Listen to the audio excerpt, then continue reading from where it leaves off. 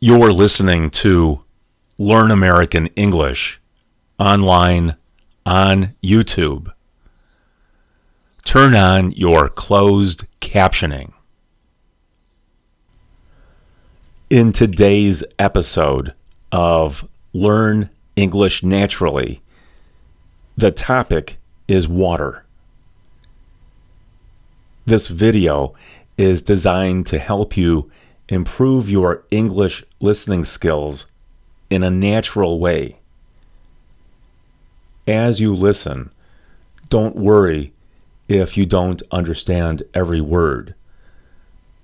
The goal is not to translate every sentence into your native language. Instead, relax and focus on the meaning of what you hear. Try to create pictures in your mind. This will help you connect English words to ideas and experiences. Are you ready? Let's begin.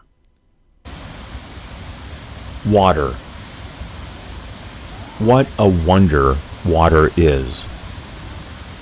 The way it moves, the way it sounds, the way it feels on your face and your hands.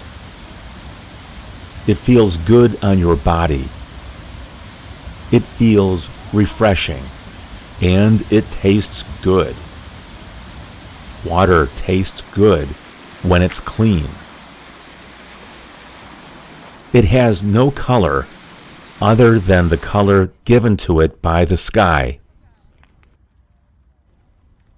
Wherever you go in this world, water is there, somewhere, below the ground or on the surface of the ground. We live near water because we need it. Water. It's all around you. We all need it. Every living creature on earth needs it. Plants need it. Animals need it. Insects need it. Human beings need it. Without water, we would die. Where can we find water? What kinds of places have water? There are large bodies of water and small bodies of water. Today, let's explore the different bodies of water on Earth. We will begin with the largest bodies of water and slowly move toward the smallest. As we travel from place to place, imagine what you see. Imagine what you hear. Imagine what you feel. Let's begin. The largest bodies of water on Earth are the oceans. Oceans are enormous. They cover most of our planet. When astronauts look at Earth from space, they see a blue world because so much of its surface is covered by water. The Pacific Ocean is the largest ocean on Earth. The Atlantic Ocean is the second largest. The Indian Ocean, the Southern Ocean, and the Arctic Ocean are also vast bodies of water. Stand on a beach and look toward the horizon. The ocean stretches farther than your eyes can see. The water appears endless. Waves rise and fall. Some waves are small. Some waves are powerful. The wind pushes against the surface of the water.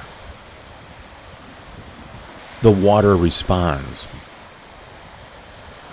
The waves move toward the shore. Listen carefully. You can hear the rhythm of the ocean. A wave approaches. A wave breaks. A wave retreats, again and again, day after day, year after year. The ocean is always moving. The ocean is home to countless living creatures. Tiny plankton drift through the water. Schools of fish swim beneath the surface. Dolphins leap through the waves. Whales travel thousands of miles across the oceans. Some creatures live near the surface. Others live deep below, where sunlight never reaches. The ocean is beautiful. The ocean is mysterious. Near the oceans are seas. A sea is smaller than an ocean and usually closer to land. The Mediterranean Sea is surrounded by many countries. The Caribbean Sea is known for its warm water and tropical islands. The North Sea lies between several countries in Europe. Like oceans, seas contain salt water. The water tastes salty. The air near the sea often smells fresh. As we move further inland, we find lakes. Lakes are surrounded by land. Most lakes contain fresh water. Fresh water is water that is not salty. People use fresh water for drinking, cooking, farming, recreation, and many other purposes. Some lakes are enormous. Lake Superior is one of the largest freshwater lakes in the world. Standing beside a great lake can feel very much like standing beside an ocean. You can see waves. You can hear water striking the shore. You can watch the sun rise over the water.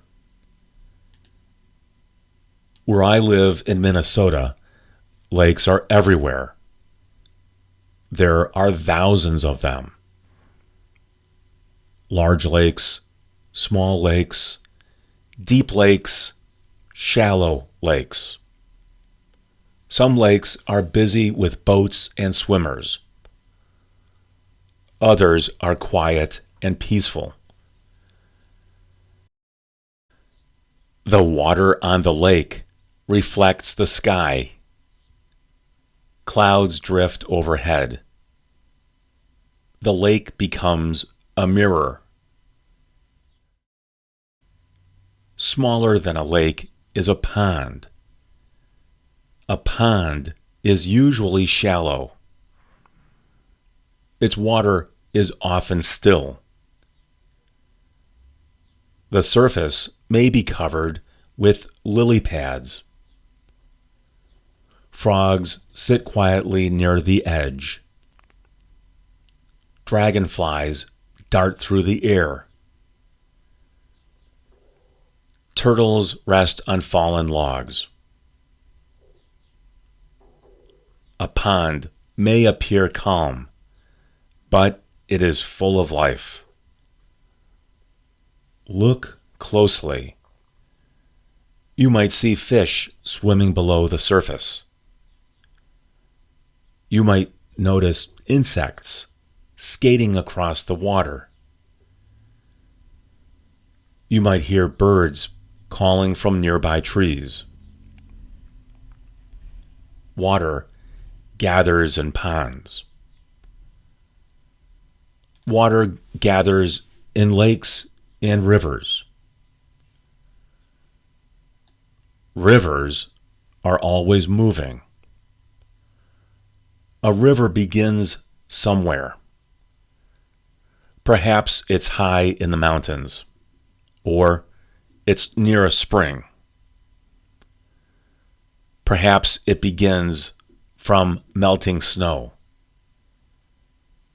Gravity pulls the water downhill.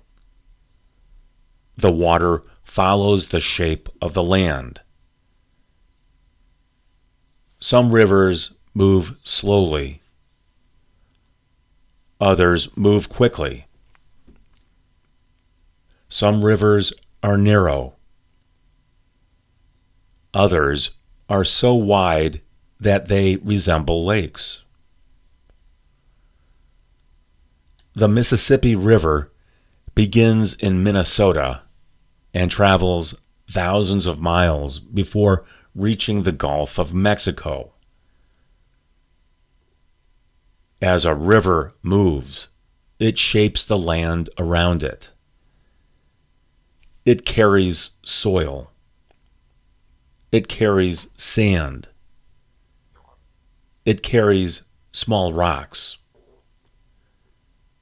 Over time, the river creates valleys and channels. People have settled near rivers for thousands of years. Rivers provide water. Rivers provide transportation. Rivers provide food. Smaller than many rivers are streams and creeks. A stream is a narrow flow of water. Walk beside a stream in a forest. Listen carefully. The water trickles over stones. It splashes against fallen branches. It flows around roots and leaves. The sound is gentle and relaxing.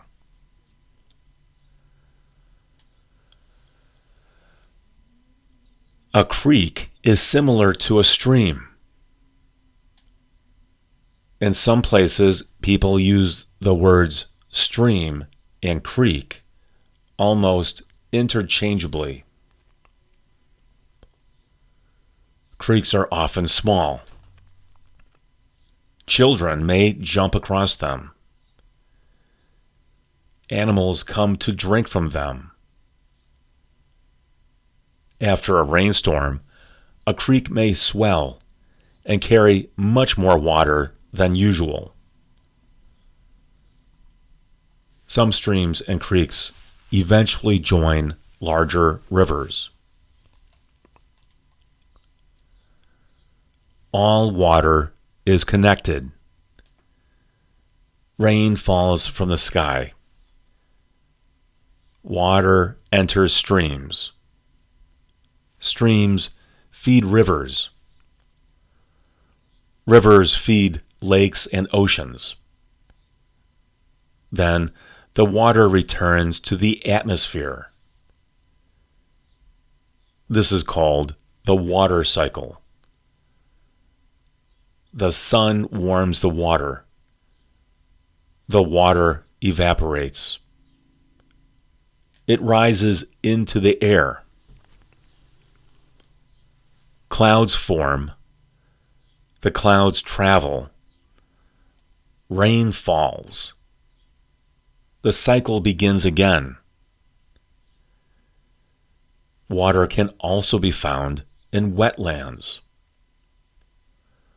Wetlands are areas where the land remains wet for much of the year. Marshes, swamps, and bogs are different types of wetlands. Wetlands are important habitats for birds, fish, insects, and many other animals. They help clean the water. They help reduce flooding. Wetlands are rich with life. Water is not only on the surface of the earth, it is also underground. Beneath your feet, water moves through soil and rock. This is called groundwater. People often reach groundwater by digging wells. For many communities, groundwater is an important source of drinking water. Water can even be frozen. When temperatures drop below freezing, water becomes ice. Ice covers lakes during the winter. Snow falls from clouds. Even in its frozen form, water continues to shape our world. Think about all the places where water exists.